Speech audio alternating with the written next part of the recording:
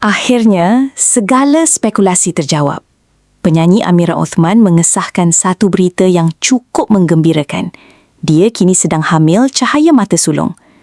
Dengan nada tenang dan penuh syukur, Amira berkongsi bahawa usia kandungannya sudah mencecah sekitar 30 minggu dan pada tahap itu, perutnya sudah tak lagi boleh disorok. Alhamdulillah, sekarang saya sedang hamil. Sebelum ini, ramai mula tertanya-tanya, terutama bila penampilannya kelihatan berbeza di sebuah majlis hari raya. Tapi Amira memilih untuk diam, bukan kerana mahu sembunyikan, cuma menunggu masa yang dirasakan tepat. Saya janji akan kongsi, dan sekarang rasa inilah waktunya.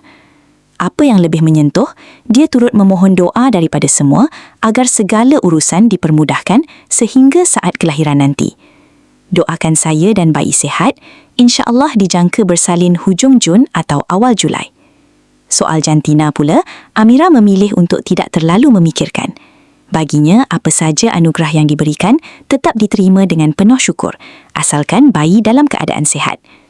Sepanjang tempoh kehamilan, dia juga berkongsi satu perkara yang mungkin buat ramai kagum. Dia tidak mengalami sebarang alahan.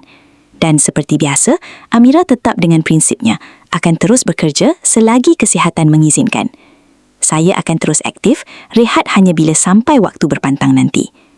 Dalam masa sama, suaminya, Fatah Amin, turut meluahkan rasa syukur atas rezeki yang diberikan.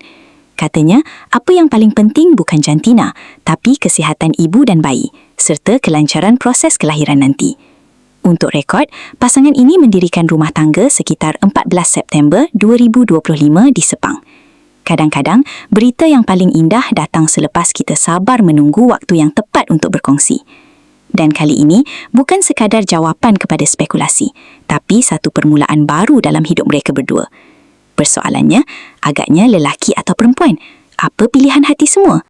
Terima kasih kerana menonton Chua Viral TV. Jangan lupa like, komen dan subscribe untuk terus dapatkan update terkini tentang dunia hiburan Malaysia. Jumpa lagi di video seterusnya. Stay tuned untuk lebih banyak kisah sensasi.